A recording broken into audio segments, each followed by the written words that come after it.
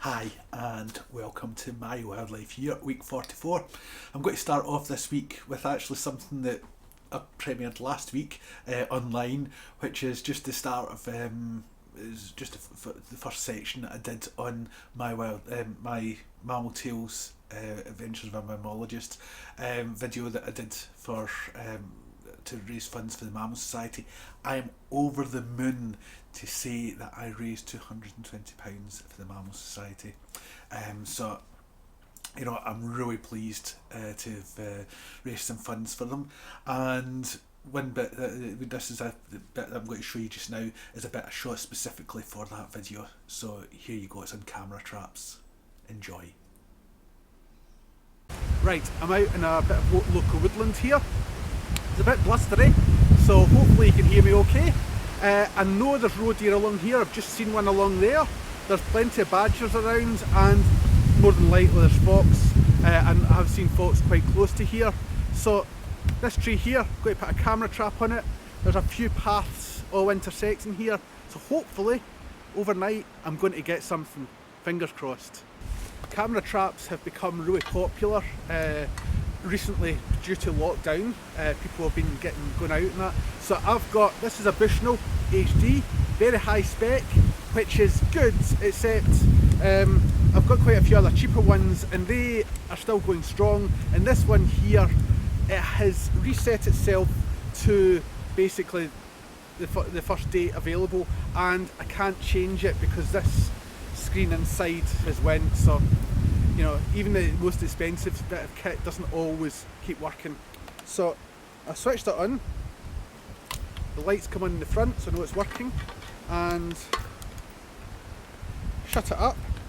Now, one thing you should be aware of is when you're putting your camera trap together is you're also going to see some really not so nice angles of yourself, such as this one here is going right up my nose. So got this here. You can use a strap to put it on, but I'm just going to use a Python cable. It keeps it nice and secure. So padlock it in the box, and I'll undo the Python cable. So Python cables, they will deter someone from nicking your camera trap, but they won't stop them completely. If someone's really wants to do it, they will manage to do it. So couple of handy hints is always make sure that you put on and switch your camera trap on, and that you also have an SD card in it. Those are my two main ones that I forget. So we'll fix the trap on here.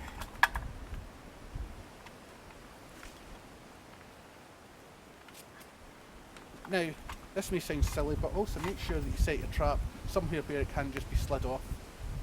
Here, there's branches further up, so they would have to actually cut the tree, which if someone was wanting the trap, I'm sure they would do. But hopefully, they won't feel the need to do that. So, another handy hint, once you've got your camera in place, is just put your camera there, phone there, take a photo, and then you see where you're actually taking the pictures of. So come back and see what we've got. Now remember, I told you the dates on this are totally wrong, so anything you see in the videos that are coming up, assuming we've caught something on it of course, is not going to be the correct date. Right, here we go back to pick up the trail cam I put out yesterday. I deliberately chose an area that was a bit off the beaten track, hence me having to duck underneath branches and things like that, because I didn't want anyone to come across it and damage it in any way. So let's go and see what I found.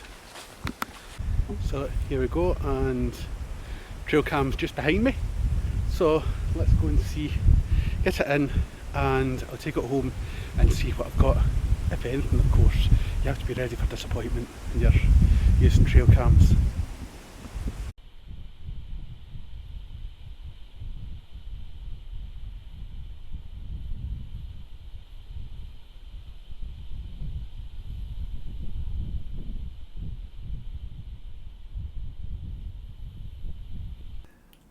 Right, now, another little bit of myth busting here, which is we're coming up towards winter and animals are hibernating, and you maybe hear things about badgers hibernating or squirrels hibernating or that.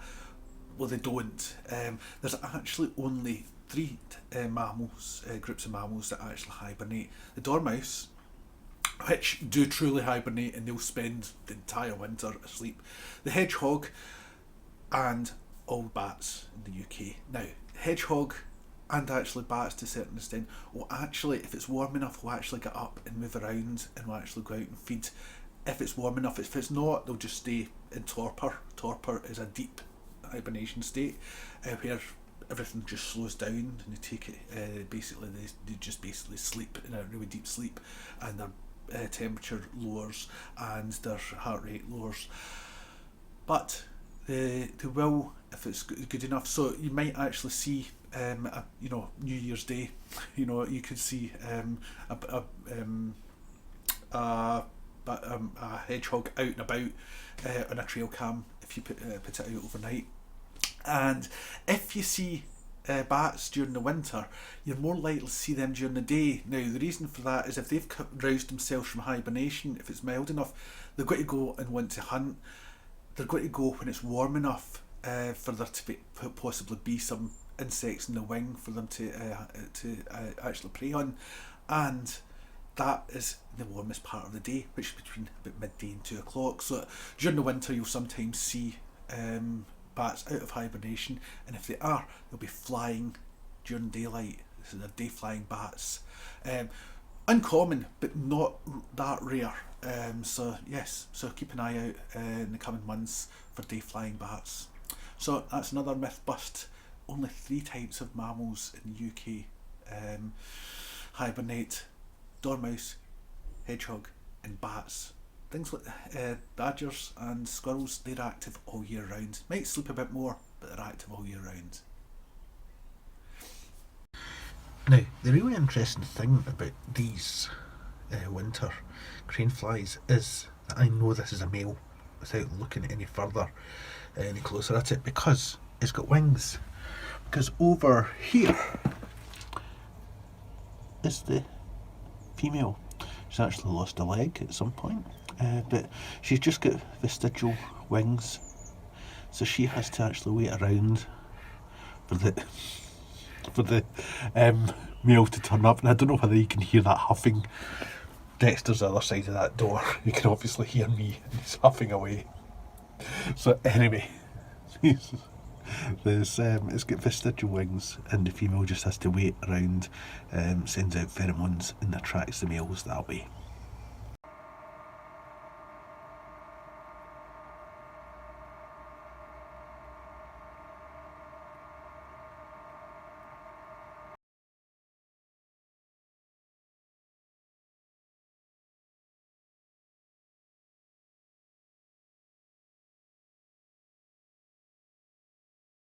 So that's us at the end of my wildlife year, week 44.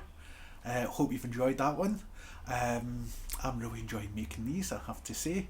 So we'll look forward to my wildlife year, week 45. We're getting really close to the end of the year now, aren't we? So look forward to my wildlife year, week 45. So take care, stay safe and enjoy the wildlife. Bye now.